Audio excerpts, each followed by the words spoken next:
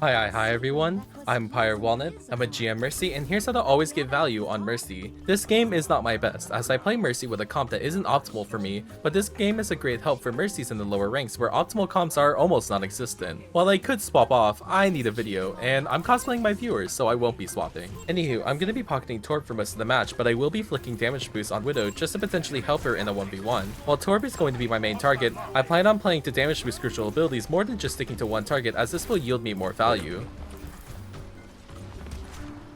I play farther away from the building as Genji and Doom are my main threats, and this is the safest spot for me.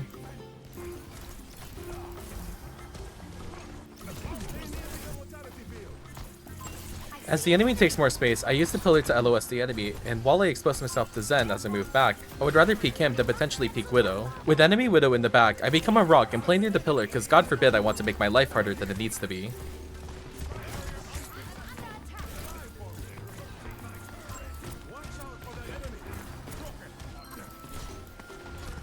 This position helps me support my team, but unfortunately the enemy can aim, so I need to run. As soon as I get GA, I damage boost Genji, then fly out to the Mega to create distance. An alternate route I could have taken is to the high ground to quickly get the mini and stay in LOS of the Genji. Sigma does not need my help, and I could have stayed with Genji. With Widow stopping the Genji, I won't be damage boosting him as often, as he is harder for me to follow, especially with the enemy Widows, so I'll try to stick to Torb and Sigma, as they are safer options. I use the stairs to safely beam without being punchable by Doom. I fly out of Doom ult, which does expose me, but luckily Widow is not near, and I fly to the back for cover as I Valk, and I spectator ult my Sigma.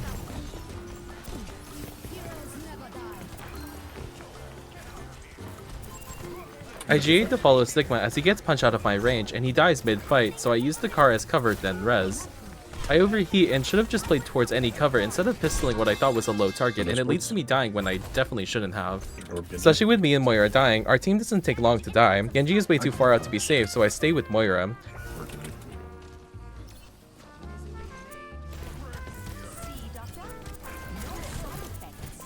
With us losing Torb, I know this fight isn't winnable, and I leave Moira to play with Sigma as stalling is a lost cause, and I should just play the regroup for the next fight. Usually I play on bridge, but with the enemy having vertical mobility, this spot is not safe, so I opt to play at this corner and use GA to stay in LOS. It may not be the best spot to support my team, but I can rest easy knowing I'm not letting any enemy look at me mischievously.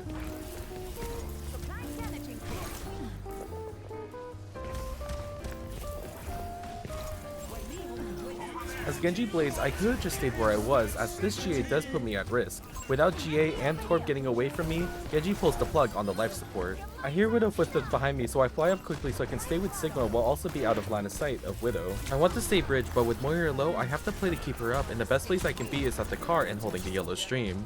I see Sigma low, and honestly this GA was very risky, and especially with him still dying and me almost dying for it, it's not giving. Having my Genji and my Moira appealed for me. To be honest, I do not want to cross, but this fight is still happening, and if I don't do anything, I'm as good as dead, so I fly to heal Genji. Doom chases me, and I fly out, but once Doom ults, I should have waited to GA, as all he had to do is wait for me to GA, and I get the fisting. 5 out of 10. This man wants another grinder date. Thankfully, I'm still in spawn, and my team is with me.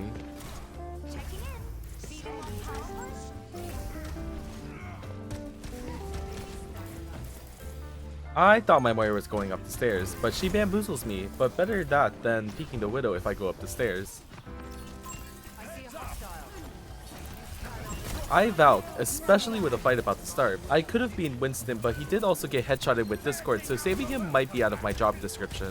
Thankfully, I could use the payload to get a very easy res, then I fly and use the crates damage boost through anti-nade. I know my Genji was low, but he was anti-ed, and the best thing I could do in this situation is just hold damage boost and hope we can quickly kill everyone. Winston decides to push up, and frankly, I don't want to go that far into enemy territory, so I play a bit back and just damage boost Moira. Definitely should have turned to beam Torb.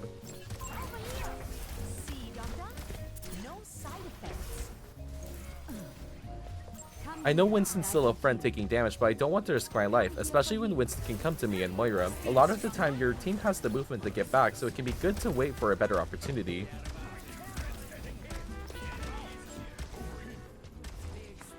I could have let Moira heal Genji.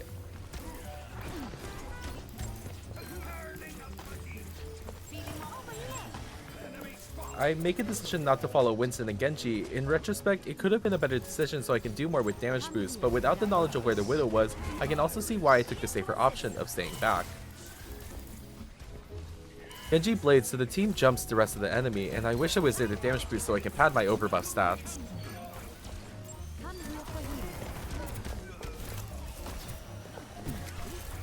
This area is not my favorite place to hold, especially since it can be hard to rotate out if the enemy gets enough space, and while I have my opinions and I could voice them, my team is not in chat, so I have to commit to this decision in order to stay relevant. I'm mainly super jumping just so I'm not the first target whenever Genji dives, but it also blocks most of Widow's sightlines. Yeah, why am I right sometimes? Only sometimes. Anywho, I use the distance to get up to high ground and get away from Blade. Unfortunately, my team dies, and instead of trying to pad my stats, I go to a point to die quick, grabbing some quick ult charge before I regroup.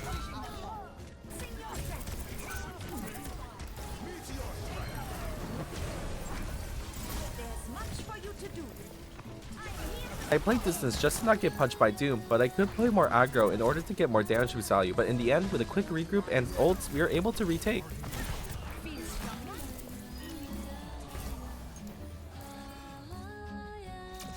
If I had a sponsor, it would be right here, but I do not, so if you would like to support my content, make sure to subscribe and comment to help push out this video, and so I know that you actually like what I do. Unfortunately, we don't have a great damage boost target, but unpopular opinion, I like pocketing Widow, especially to give her damage boost to offset her range fall off, and the added peel can be nice against flankers. Starting out, I pocket Widow mainly because it's the safest target, and if she loses to 50-50, then I can res her immediately. With the knowledge of an enemy Ashe, I make sure I'm not peeking through the use of high-tech, revolutionary cover. With Doomfist flanking on the left, I move towards the high ground. With Widow not having a great sightline, I move to damage boost Genji in order to stay relevant, then as a reaction to Doom charging punch, I move towards Widow in case he dives her. Especially with these types of teams, I cannot stress enough about ping-ponging between teammates to get the most out of damage boost when you don't have a consistent damage boost target like Ashe or Pharah. I was not expecting Winston to get punched, and I GA back, and I could have made an effort to get him, but I don't think I would make it in time.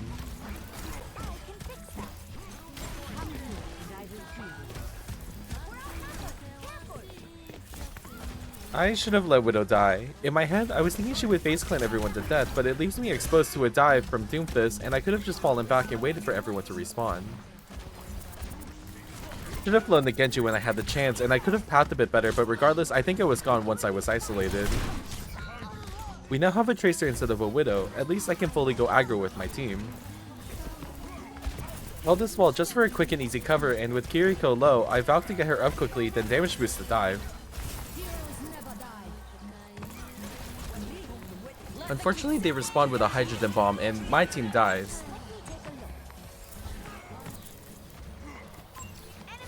I keep my distance and damage boost Tracer and Winston to maybe get a kill on the Mercy, but unfortunately, you can't win every fight, but my Valk for 3 ults is a trade I will always take.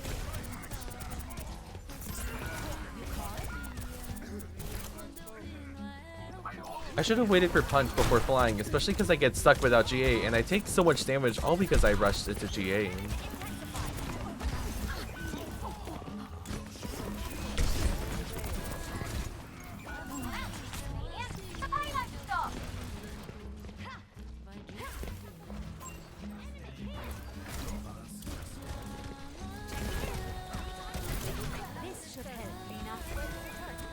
Genji didn't ping his blade, so I missed another timing. Probably shouldn't float towards him, but I needed the GA target, and once I stabilized, I helped Tracer kill Genji, while my Genji kills everyone else. Good job, good job. You're taking a fight with no ults, not something you want to see, but easy remedy is just looking for an early pick.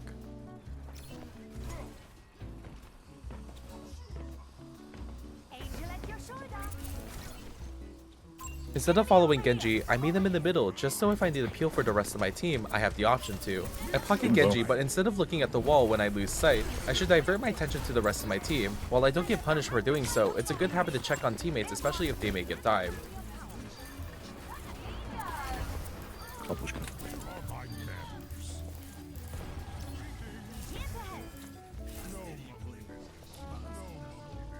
There isn't much to talk about here, so what do you think of the new Mercy skins? I personally love them, albeit Mercy is somehow turning more Asian than the Asian characters, but the skins look nice, and it will be reparations for her going into Season 8 with what might be the worst meta for her. What are your opinions about Mercy going into Season 8? Yeah, my wins against Chunk. Might need a light one for Harambe. I fully expect to lose quick, but this fight isn't completely over, so I help my break, and with a kill on the Doom, I Valk. In retrospect, I should have waited for my team to take space instead of Valking to maybe help kill Genji. You'll see that this Valk basically does nothing, and the Valk the enemy Mercy does gets more value because she waited. The enemy Genji re-engaging with Blade, we lose 2 and have to back up. Definitely should have stayed back, would not have gotten slashed here. It's sometimes good to delay when you pick up a health pack, as it could help tank enough damage to escape. I should have looked up to go over Tracer, could have avoided more damage. It just won. This super jump was a bust. Damage boost with the blade could have confirmed the kill. Luckily, with Tracer being greedy for kills, we secure a pick and we can quickly start diving. Once again, back to Genji, and you know the deal.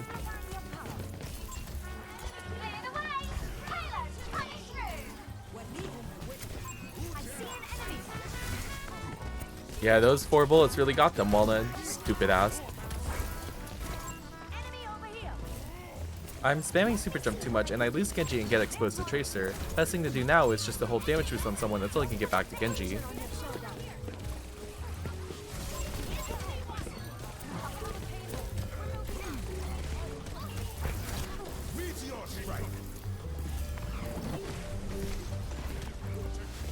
With what could be the final fight approaching, I hold the high ground above the gate. The spot is very safe, but I have a harder time hitting Genji with the payload farther away. An alternate position is the high ground across, which is a bit more exposed but hits everyone. Honestly, I'm just beaming whatever gives me ult charge. Once I get Valk or damage boost does its job, the game is over.